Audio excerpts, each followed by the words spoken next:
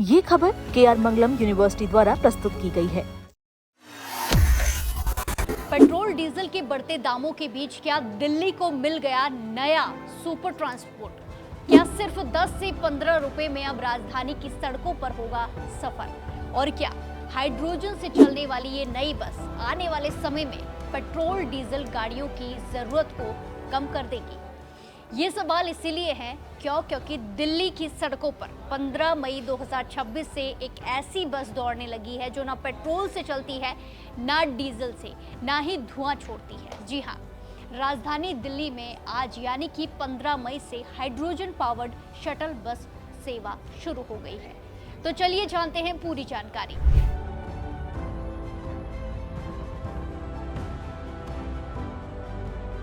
15 मई से दिल्ली के central Vista क्षेत्र में हाइड्रोजन पावर्ड शटल बस सेवा शुरू हो गई है। ये प्रधानमंत्री नरेंद्र मोदी की अपील के बाद मुख्यमंत्री रेखा गुप्ता की ओर से सरकारी कर्मचारियों को गाड़ी से दूरी बनाने के लिए दिए गए आदेश को सफल बनाने में मदद करेगा। DMRC और इंडियन ऑयल्स की साझेदारी में शुरू हुई ये बस सेवा सिर्फ सफर आसान नहीं बनाएगी, बल्कि बढ़ती महंगाई और प्रदूषण के बीच लोगों को राहत देने का बड़ा कदम भी मानी जा रही है। जहां पेट्रोल और डीजल के बढ़ते दाम लोगों की जेब पर सीधे तौर पर असर डाल रहे हैं, वहीं अब सिर्फ 10 से 15 रुपए में दिल्ली में सफर करना नया विकल्प सामने आ गया है। दिल्ली मेट्रो रेल कॉरपोरेशन यानी कि DMRC ने सेंट्रल विस्टा इलाके में आज से हाइड्रोजन बस सेवा शुरू कर दी है। इस सेवा का मकसद सरकारी दफ्तरों, मेट्रो स्टेशनों और अहम इलाकों के बीच लोगों को आसान, सस्ता और साफ सफर देना है। ये बसें केंद्रीय सचिवालय, मेट्रो स्टेशन और सेवा तीर्थ मेट्रो स्टेशन को कई बड़े सरकारी दफ्तरों और अहम जगहों से जोड़ेंगी।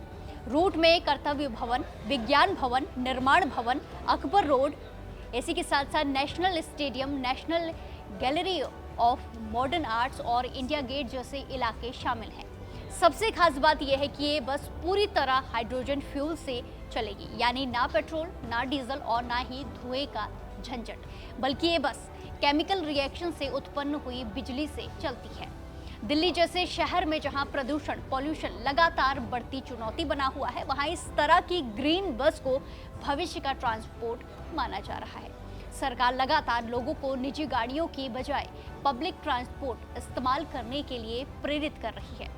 ऐसे में हाइड्रोजन बस सेवा को उसी दिशा में एक बड़ा कदम माना जा रहा है। इन बसों में करीब 35 यात्रियों के बैठने की सुविधा दी गई है। सुरक्षा के लिए GPS ट्रैकिंग और CCTV कैमरे भी लगाए गए हैं और इसी के साथ साथ बसों की रियल टाइम मॉनिटरिंग की सुविधा भी की गई है। यानी सफर सिर्फ सस्ता नहीं है, सुरक्षित भी रहेगा, सेफ भी रहेगा। अब बात करते हैं टाइमिंग की। ये सेवा सरकारी छुट्टियों को छोड़कर सोमवार से लेकर शुक्रवार तक चलेगी। सुबह 8:30 बजे से दोपहर 12:30 बजे तक और फिर शाम 3:30 बजे से शाम 6:30 बजे तक बसें चलेंगी। हर 30 मिनट में एक बस मिलेगी। एक बस क्लॉकवाइज रूट पर चलेगी तो वहीं दूसरी बस उल्टी दिशा में चलेगी, ताकि यात्रियों को ज़्यादा इंतज़ार ना करना पड़े। वहीं सबसे ज़्यादा चर्चा इसके किराए की हो रही है। जहां दिल्ली में पेट्रोल और डीजल का खर्च लोगों की जेब पर भारी पड़ रहा है, वहीं इस आधुनिक बस का किराया सिर्फ 10 से 15 रुपये रखा गया है।